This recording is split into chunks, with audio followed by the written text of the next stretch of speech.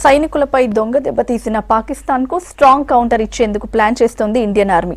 టెర్రరిజాన్ని ప్రోత్సహిస్తున్న పాక్కు తగిన బుద్ధి చెప్పాలని కొందరు భద్రతా నిపుణులు సూచిస్తున్నారు. రియాక్షన్ ఎలా ఉండాలన్న అంశంపై కేంద్ర ప్రభుత్వానికి పలు సూచనలు చేశారు. సైనిక పద్ధతిలో దాడిని తిప్పికొట్టేందుకు ఉన్న అవకాశాలను వివరించారు.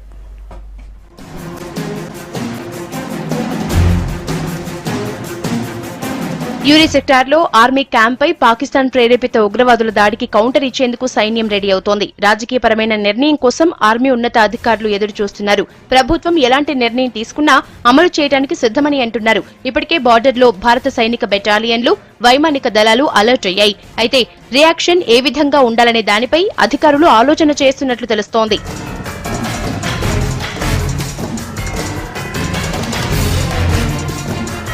సరిహద్దు దాటకుండానే పాక్ సైనిక శిబిరాలు, బంకర్లను లక్ష్యంగా చేసుకుని శతఘ్నులు, భారీ మోటార్లతో విరుచుకుపడొచ్చని ఆర్మీ అధికారులు అంటున్నారు.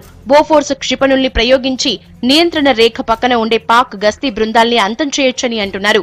దీనికి పాక్ వైపు నుంచి కూడా ప్రతిస్పందన ఉంటుందని, అయితే దాన్ని ఎదుర్కోవటం పెద్ద కష్టమేమీ కాదని మాజీ సైనిక అధికారులు చెప్తున్నారు.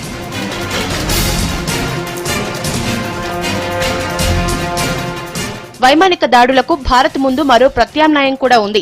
శత్రు భూభాగంలోకి లోతుగా చొచ్చుకెళ్లి దాడులు చేయగల సుఖోయ్ 30, MKI, మిరాజ్ 2000, జాగ్వార్ వంటి యుద్ధ విమానాలు మన దగ్గరున్నాయి.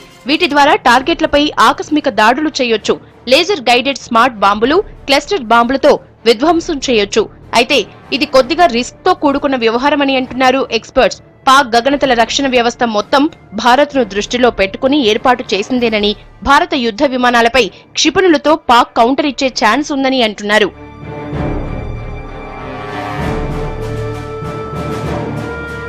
భారత్ దగ్గర 90 కిలోమీటర్ల దూరంలోని లక్ష్యాలను ధ్వంసం చేయగల స్మెర్చ్ రాకెట్లు, 290 కిలోమీటర్ల దూరం దూసుకెళ్లగల బ్రహ్మోస్ సూపర్ సోనిక్ క్రూయిజ్ క్షిపణులు ఉన్నాయి. బ్రహ్మోస్ కు ఉన్న అద్భుత విన్యాస సామర్థ్యం, తక్కువ ఎత్తులో ఎగిరే సత్తా వంటి ప్రత్యేకతల వల్ల పాక్ రాడార్లకు ఇది చిక్కే అవకాశం తక్కువ. నియంత్రణ రేఖకు మరింత దూరంగా ఉన్న లక్ష్యాలపై దాడులు చేయడానికి వీటిని ఉపయోగించుకోవచ్చు.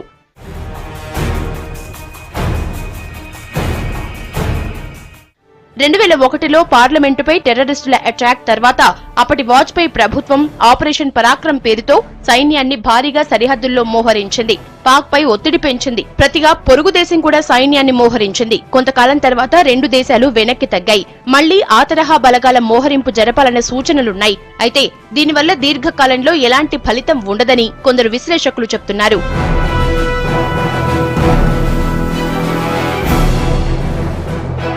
పాకిస్తాన్ కు గట్టి బుద్ధి చెప్పాలనుకుంటే సరిహద్దులు దాటే అంశాన్ని భారత్ పరిశీలించాల్సి ఉంటుంది. దీనికి రాజకీయ నాయకత్వ నిర్ణయం అవసరం.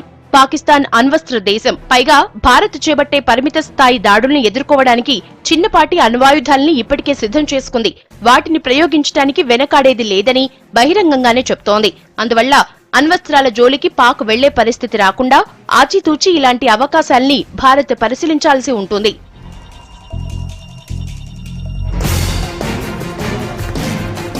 యూరి దాడికి రియాక్షన్ గా భావోద్వేగం, ఆగ్రహంతో అనాలోచిత చర్యలు ఉండబోవని ఆర్మీ అధికారులు చెప్తున్నారు. సరైన ప్లానింగ్ తో పాటు అన్ని అవకాశాల పరిశీలన తర్వాతే నిర్ణయం ఉంటుందని అన్నారు. గతేడాది జూన్లో మణిపూర్లో 18 మంది భారత సైనికులను చంపినందుకు ప్రతీకారంగా మన ప్రత్యేక దళ కమాండోలు అంతర్జాతీయ సరిహద్దులు దాటి మయన్మార్లోకి ప్రవేశించి రహస్య ఆపరేషన్ను నిర్వహించాయి. అప్పుడు కూడా కొన్ని రోజుల సమయం తీసుకుని పక్కా ప్రణాళికతో కమాండోలు దాడి చేశారు.